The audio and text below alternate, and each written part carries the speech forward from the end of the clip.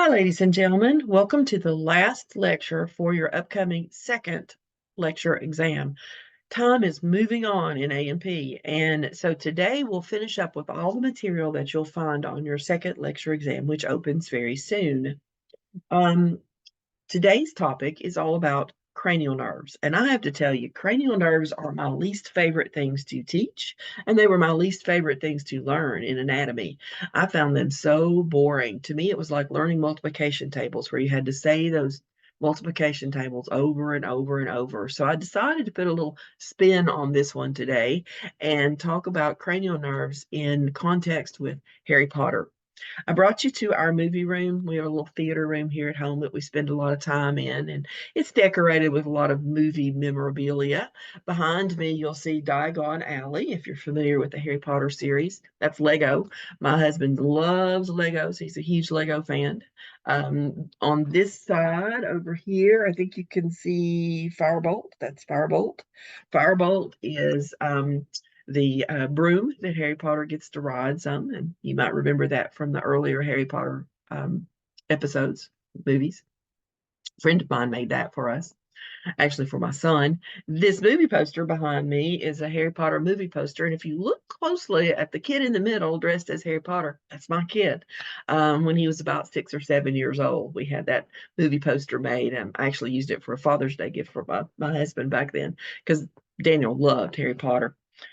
He's 21 now, so that's an old memory from us for us. So I'm going to screen share with you today our notes on Harry Potter, and we'll get through this hopefully painlessly. All right. So I put you up a picture of Hogwarts just to kind of set the mode. Cranial nerves are 12 pairs of nerves, that's 24 total, that extend from the base of the brain, like the inferior surface of the brain, and from the brain stem. There's 12 pairs of these, 12 on the left, 12 on the right. They match, so they do the equivalent activity on the left and on the right side.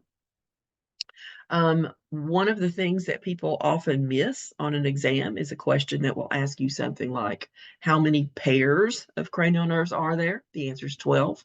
Or how many total are there? The answer is 24. So on the exam, if you encounter that question, and you probably will, be sure you read it carefully and think about how many nerves would be there. These are peripheral nerves, and the reason we call them peripheral nerves is that even though they attach onto the brain, which is a CNS structure, they exit that brain and go into various body regions. So they're part of the peripheral nervous system.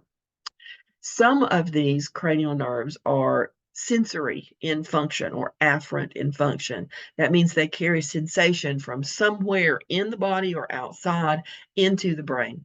For example, those that leave the retina of the eye, the optic nerve, that is one cranial nerve. It is sensory in its function.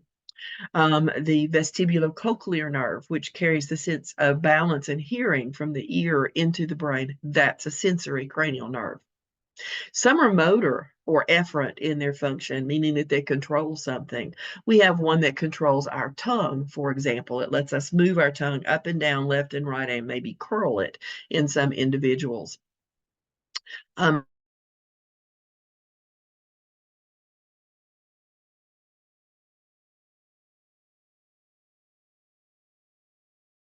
Even motor that's responsible for moving our that are devoted to motor activity.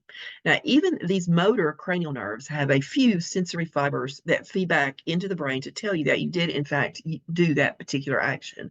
For example, if I roll my eyes up, that's a motor activity controlled by a cranial nerve.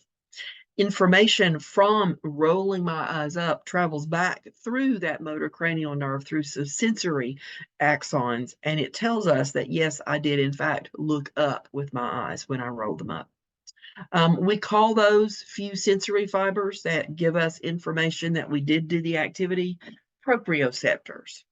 Some cranial nerves, however, are mixed. They have a large percent of the nerve dedicated for sensory function and a large percent dedicated to motor function. A cranial nerve called the vagus nerve carries sensations from the lower sections of the intestines, like where your appendix would be.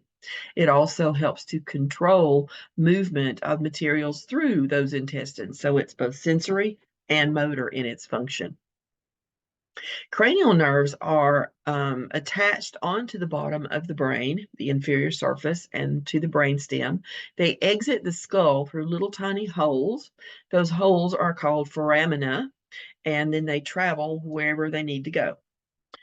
They are designated by Roman numerals and are also given names. The Roman numerals are listed from anterior to posterior. So the most anterior of our cranial nerves is cranial nerve 1. The most posterior would be cranial nerve 12. Now, on the exam, I will write both the Roman numeral and the regular Arabic numeral as well, so that you can because I know a lot of y'all don't really know Roman numerals very well anymore. I don't think schools teach that quite as much as they used to, but clinically, typically, we use Roman numerals to designate these cranial nerves. So it's probably a good idea to learn the first 12, if nothing else. So here we go. Cranial nerve 1 is called the olfactory nerve. Olfactory means smell, and so this carries the sense of smell into the brain. In the very top of the nose, in the nasal cavity, there's a very thin bone. It's called the ethmoid bone. We'll talk about it after the midterm exam in lab. The ethmoid bone has tiny holes, olfactory foramina, through which the dendrite endings of the olfactory nerve protrude. That means they're hanging down in the very top area of your nasal cavity. When you breathe in a scent, the mucus in your nose moistens those particles. That stimulates the olfactory nerve, and the scent gets carried into the brain. Many of the scent, I guess I'm just trying, impulses is what I'm trying to say. Many of the scent impulses go into the memory section of the brain we call the limbic system. Some of it also goes into the mammillary bodies, maybe make us sneeze or makes our eyes water.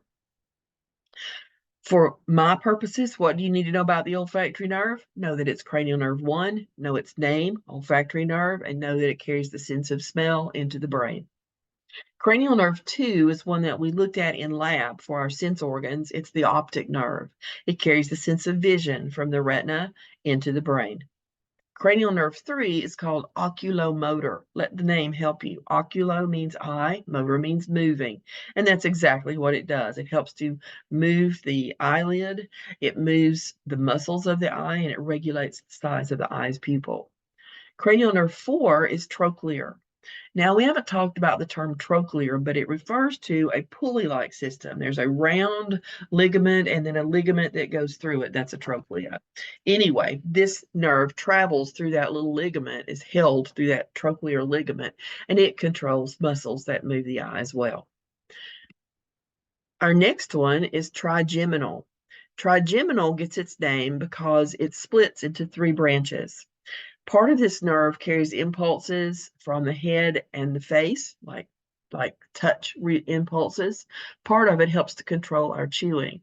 There's a link to something I would like for you to read. I won't ask you questions about it, but it's something that you may encounter called trigeminal neuralgia. And trigeminal neuralgia is a disorder in which, for some reason, this nerve becomes inflamed. I actually had a great aunt that had this, and she would always wear, tried to keep her hair pulled way back because she said even something as subtle as her hair blowing across her face or a scarf touching her face could trigger episodes of this trigeminal neuralgia. It's supposed to be excruciatingly painful. There is no cure. The treatment for it involves, of course, a lot of steroids and a lot of anti-inflammatories. In extreme cases, they will actually sever that nerve so that it no longer can carry that impulse in. Now, since they sever that nerve, it also decreases the amount of chewing that person can do. And I know with my great aunt, she was always scared that she would drool out the side of her mouth because she couldn't feel where those chewing muscles were anymore. So read about that. A lot of people who've had trigeminal neuralgia say the pain is so intense that they can't stand it anymore. And there's been many suicides as a result. It's a very sad condition. Abducens is next. Abducens is another that controls the eyeballs. So take a look here. We've got abducens for number 6. We've got trochlear and oculomotor. We have 3 cranial nerves devoted to moving our eyes around and 1 devoted to the sense of vision. That's because our eyes are our primary line of defense. Cranial nerve 7 is the facial nerve. This is a large nerve. It controls the muscles of facial expression, secretion of tears, and secretion of saliva. When someone has a stroke that affects the activity of this nerve, we see drooping of those muscles. We'll be learning those muscles shortly when we get to that section in lab. Cranial nerve 8 is one that you already know. It's called vestibulocochlear nerve. It went by an older term years ago called auditory nerve. That's the way I learned it. Either one actually works, but vestibulocochlear is more correct because it carries auditory sensations, hearing sensations from into the temporal lobe from the ear.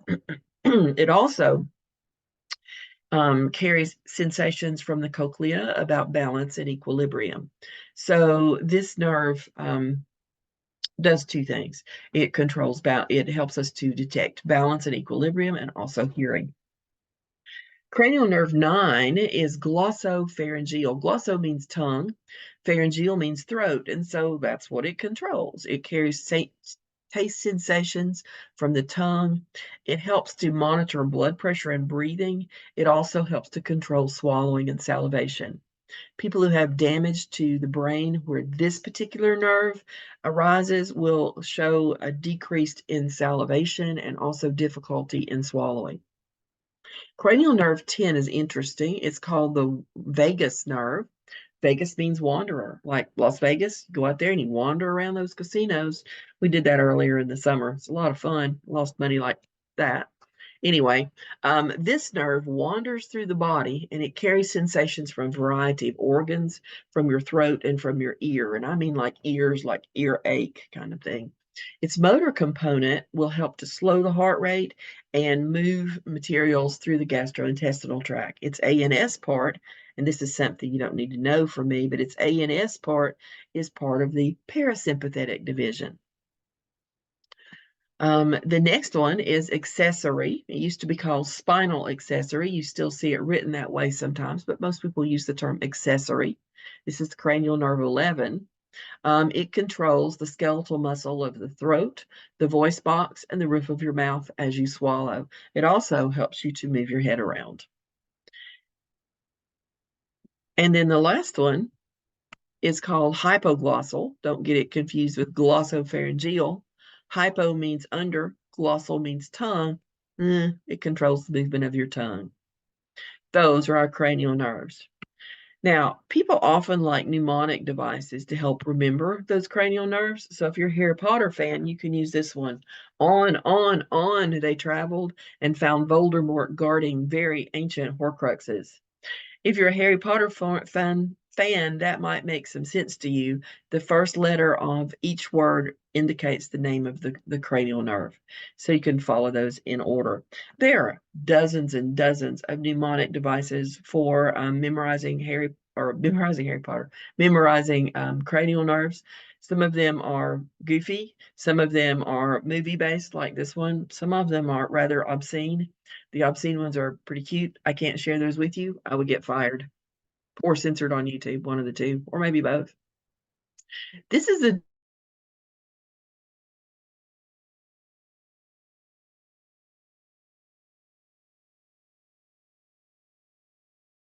diagram. Let me make it smaller so I get different cranial nerves. So there's olfactory, the greens are optic, oculomotors, there's trochlear. Here's that big trigeminal I was telling you. You can see how big it is because it controls a lot and carries sensations from a lot. There's abducens. This is the pons right here, by the way. Abducens, and then so forth. So these are our cranial nerves from front to back listed for you here on this brain. Let's go on down here a little bit. All right. If you're a Harry Potter buff, you know about Polyjuice Potion, which makes you look all funny. This kind of looks like Polyjuice Potion's been applied to this dude here. But it's a schematic diagram to show you where cranial nerves are located. Some people like to remember them that way. So 1 is here at his nose, that's olfactory. 2 at his eyes, optic. 3 at his eyes, that would be oculomotor. 6 at his eye, that's abducens. 4 at his eyes, that's trochlear. and so forth. So that might be of some help. Here's cranial nerve 8, vestibulocochlear, and so forth. That might be of some help to you as well. I don't know. So, what do you need to know for cranial nerves? Oh, before we get to that, here's the links I was telling you about. There's trigeminal neuralgia. Do read through that. It's very interesting and really scary. And then you might want to also check out some of these, especially this last one about the cranial nerve examinations that help us to assess the health neurologically of a patient. I'm not going to ask you questions from any of those 4 links, but I do think it will help your understanding if you take a few minutes and kind of glance through them. What do you need to know from this handout for me for the exam? You need to know the name of the cranial nerves, the number of the cranial nerves, and a brief statement of what they do. So if you could make a chart like the one that is right here, and say cranial nerve 1, olfactory, sense of smell, cranial nerve 2, optic, sense of vision, cranial nerve 3, oculomotor, moves eyes, and so forth, then you'll be in good shape for the questions that I might ask you on the exam that's coming up soon. Also, be sure, let me go back this way again, sorry. Also, be sure you know what I've told you here in this. Be sure you know that there are 12 pairs or a total of 24 cranial nerves. Be sure you know that some are sensory, some are motor, some are mixed, and that even the ones that are motor have a few proprioceptors, which give feedback that that motion did in fact take place. I think if you know those things on the cranial nerves, you'll be all set for what you'll need for my class. And as you go on into pathophysiology, just remember that even though they're kind of boring and not really a lot of fun to learn, they have a tremendous effect on us in terms of our health and provide really, really good tools for individuals to easily assess the activity of a person's health. You can tell a patient to look up, look down, roll your eyes left and right.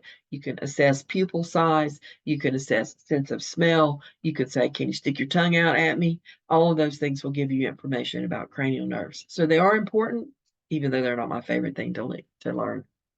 Anyway, I hope this helps a little bit. If you have questions about this or anything else, you let me know. This is the last of the information that will be on our upcoming lecture exam, which will roll around really soon. Bye now.